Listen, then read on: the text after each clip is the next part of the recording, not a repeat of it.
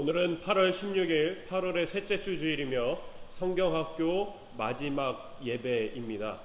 오늘도 하나님께서 우리에게 은혜를 주셔서 말씀의 깨달음을 허락하실 줄 믿습니다. 오늘도 예배를 위해서 성경책을 준비하시고 단정한 옷을 입으시고 마음을 다한 헌금을 준비해서 이 예배 자리에 임하시면 되겠습니다. 우리 또 어린 친구들은 어른 예배 영상을 통해 찬송과 기도를 먼저 드리시고 전도사님의 설교 영상을 시청한 뒤에 다시 어른 예배 영상을 통해 헌금 시간 가지시고 마지막으로 담임 목사님의 축도로 예배를 마치면 되겠습니다. 그럼 전도사님이 기도하고 성경학교 마지막 말씀 함께 나누도록 하겠습니다.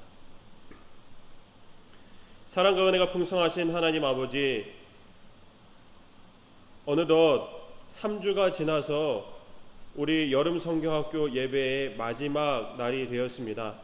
하나님께서 그동안 우리에게 은혜의 주제를 가지고 그 말씀을 우리에게 허락하여 주셔서 구원의 은혜, 성화의 은혜, 그리고 오늘 은혜가 왕노릇하게 하라라는 이 말씀의 제목들을 가지고 우리에게 말씀을 듣게 하셨으니 아버지 하나님, 그 말씀대로 주님의 은혜 가운데 살아가는 저희들 되게 하여 주시고, 하나님, 오늘 들은 말씀을 통하여서도 계속해서 우리 안에 은혜가 가득하여 하나님의 은혜만으로 살아가며 하나님의 은혜가 없이는 살아갈 수 없는 저희 모두가 되게 하셔서 그러한 말씀의 깨달음이 우리 삶에서 나타나 정말 하나님을 기쁘시게 하는 그러한 주님의 자녀들로서 자라나는 저희 모두가 될 수 있도록 주여 인도하여 주시옵소서. 마지막 성경학교 예배까지 인도하여 주신 하나님께 감사를 드리며 예수님의 이름으로 기도드립니다. 아멘. 하나님께서 성경학교 마지막 말씀으로 주신 이 말씀은 로마서 5장 21절 한 절 말씀입니다. 로마서 5장 21절 한 절 말씀 보도록 하겠습니다. 전사님이 읽겠습니다. 이는 죄가 사망 안에서 왕노릇한 것 같이 은혜도 또한 의로 말미암아 왕노릇하여 우리 주 예수 그리스도로 말미암아 영생에 이르게 하려 함이라. 아멘. 우리는 지난 3주 동안에 이 여름 성경학교가 오늘로서 마지막을 맞이하게 되었습니다. 은혜라는 주제로요, 우리가 로마서 말씀을 함께 보았는데, 이 로마서 말씀을 통해서 우리 삶 전체의 은혜가 무엇인지 한번 훑어보았습니다. 물론 우리가 우리 삶 가운데 주시는 하나님의 은혜를 전부 다 볼 수는 없었지만은 우리가 구원과 관련하여 다룬 이 은혜의 내용들이 나머지 우리에게 오는 다른 은혜들을 이해할 수 있게 해줄 것이라 생각이 됩니다.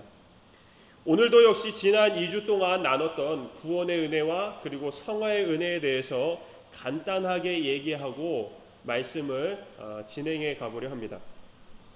구원의 은혜에 대해서는 구원의 계획의 시작인 하나님의 사랑의 은혜가 먼저 있었고, 그리고 하나님께서 구원할 사람들을 부르신 은혜가 있었고요. 그 다음에 이 부르신 자들을 위해서 하나님께서는 아들 예수님을 이 땅에 보내셔서 그 아들의 죽음으로 부르신 자들의 죄를 용서하신 은혜가 있었습니다. 그리고 마지막으로 예수님께서 부활하셔서 하나님 나라에서의 삶은, 하나님 나라에서의 모습은 어떠한 모습인지를 미리 보여주신 그 부활의 은혜까지 우리가 첫째 주에 얘기를 했었습니다.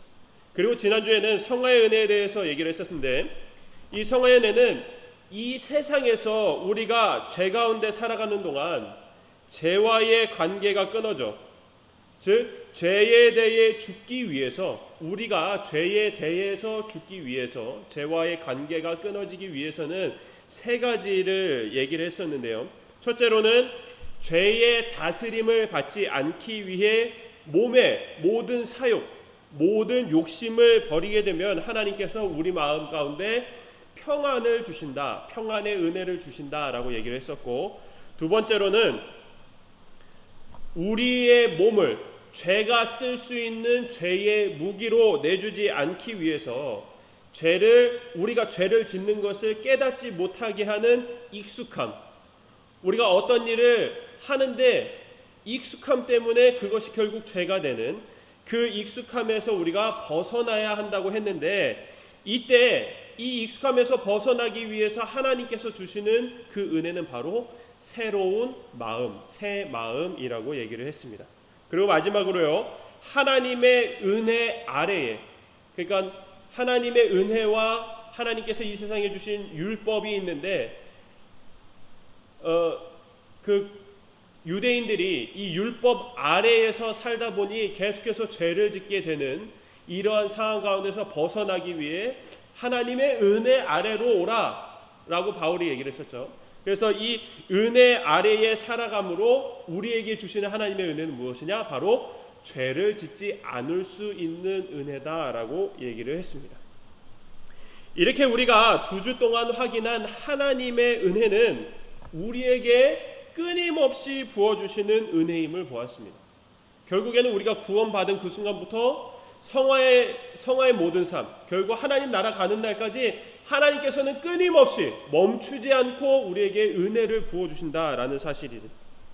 그래서 우리에게 하나님의 은혜가 없을 때는 죄가 우리 안에 가득해서 죄로 물든 삶이었다면, 이제는 하나님의 은혜가 우리 안에 들어오기 시작한 뒤로 죄로 가득했던 것이 하나님의 은혜로 바뀌어 채워지기 시작하게 되었다라는 것입니다.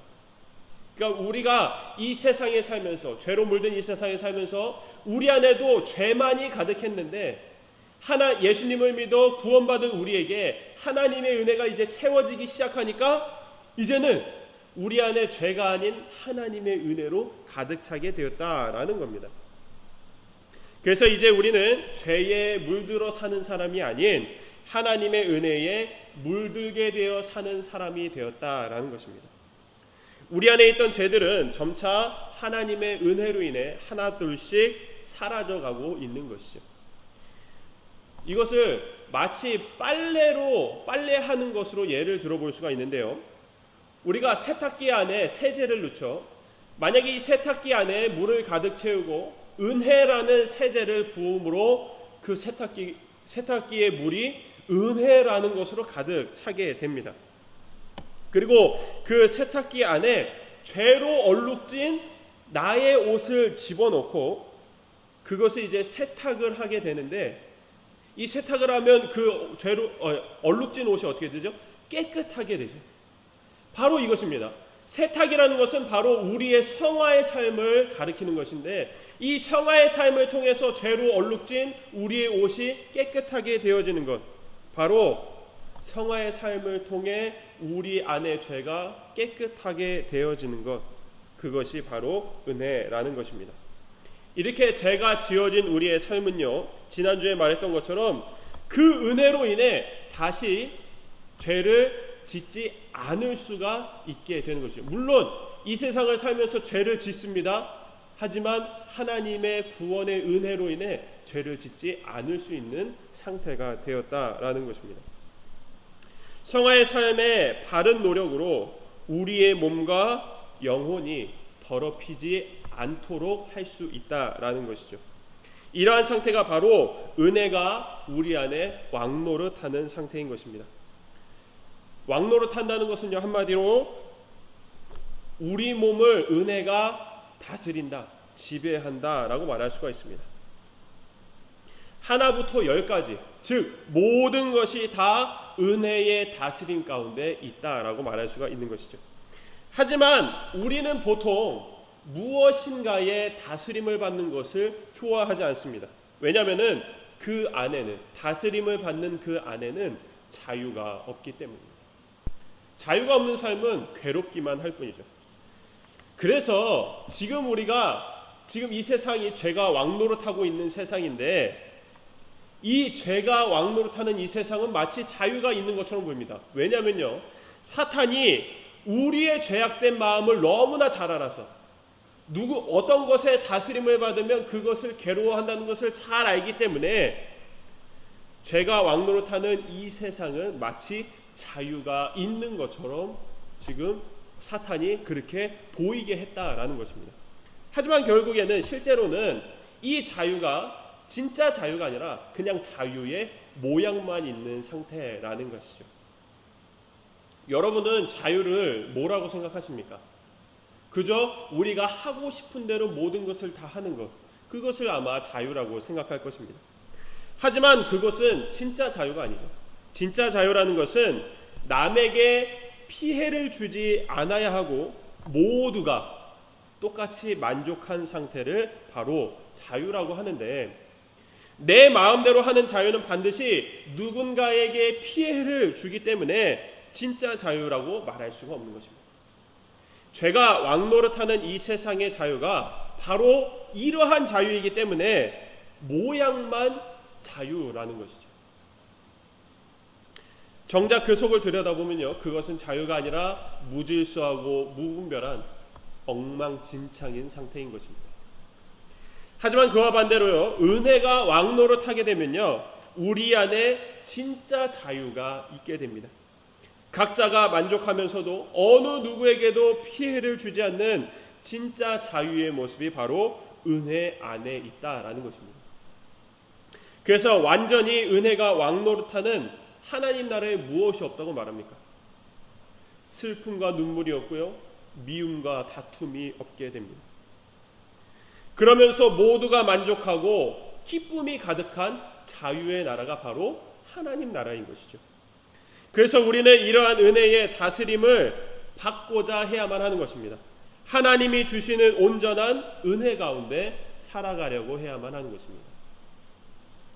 우리는 그동안 구원의 은혜에 대해서 말씀을 나누면서 이 은혜가 결국 우리를 영원한 하나님의 나라로 이끌어가는 은혜임을 함께 보았습니다.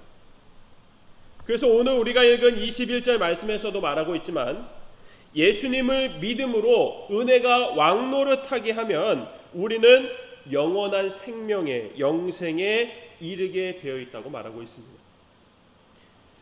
지난주에 현장 예배 때, 우리가 여기 주일에 현장 예배에서 아주 잠깐 지나가면서 말한 것이 있었는데, 구원의 은혜 가운데 있는 사람들은 이미 일어난 일과 그리고 아직 일어나지 않은 일 사이에서 이 모든 것이, 이미 일어난 일과 아직 일어나지 않은 일 모든 것이 진짜로 알고 사실로 알고 살아간다라고 얘기를 했었습니다. 구원받은 사람에게요, 하나님의 나라가 아직 오지는 않았지만 반드시 그것이 이루어질 사실이기 때문에 이미 온 것과도 같다라고 얘기를 했었습니다. 이처럼 영원한 생명 역시요, 우리가 아직 이 땅에서 살아서 우리에게 영원한 생명이 아직 주어지진 않았지만 구원받은 우리에게 하나님께서 우리에게 너희는 내 나라에서, 하나님 나라에서 영원히 살아갈 것이다, 구원받은 너희는 영원히 살아갈 것이다 라고 약속하셨기 때문에, 그 약속 때문에 이미 우리 안에서 이 영원한 생명이 시작되었다라고도 볼 수가 있는 것입니다. 오늘 말씀을 자세히 보면 우리가 알 수가 있는데요, 오늘 말씀은 사실 두 부분으로 나뉘어서 말씀이 두 부분으로 나뉘어 있는 것입니다. 앞부분은요, 말씀 보세요. 앞부분은 이는 죄가 사망 안에서 왕노릇한 것 같이까지가 앞부분이고요, 뒷부분은 나머지 말씀, 은혜도 또한 의로 말미암아 왕노릇하여 우리 주 예수 그리스도로 말미암아 영생에 이르게 하려 함이라가 바로 뒷부분의 말씀입니다. 이 두 부분은 똑같은 형태, 똑같은 모양의 말씀이라고 볼 수가 있습니다. 앞부분에 죄가 왕노릇한다 라는 이 부분의 말씀이 뒷부분에 뭐와 똑같냐면 은혜가 왕노릇한다, 모양이 똑같죠. 죄와 은혜만 다를 뿐 왕노릇한다 라고 똑같은 모양의 말씀임을 볼 수가 있습니다. 근데 이 앞부분에 다른 게 뭐가 있죠? 바로 사망 안에서 라는 것이 있죠. 그럼 뒷부분에 비슷한 거 뭐를 찾아볼 수 있을까요? 뭐가 비슷해 보이나요, 여러분? 말씀에서 비슷한 부분을 찾을 수 없지만 전사님이 쉽게 여러분에게 설명하기 위해서 비슷한 부분을 얘기를 한다면 바로 영생 안에서라고 얘기할 수 있습니다. 그러니까 정리해서 말하자면 이렇습니다. 죄가 사망 안에서 왕노릇한다 라는 말과 비슷하게 뒷부분에서는 은혜가 영생 안에서 왕노릇한다 라고 말할 수가 있는 것이죠. 우리가 예수님을 믿어서 구원을 받아 영원한 생명을 약속받고 난 뒤에는 더 이상 우리 안에서 죄가 왕노릇할 수가 없게 됩니다. 왜냐면요, 죄는 분명 사망 안에서만, 죽음 안에서만 왕노릇한다고 말씀에서 분명하게 말하고 있는 것처럼 우리 안에 구원받아 은혜로 인하여서 구원받아서 영생이 주어지게 되면, 영생은 무엇입니까? 영원히 죽지 않는 것이, 영원히 사는 것을 말합니다. 사망과는 완전 반대되는 말이죠.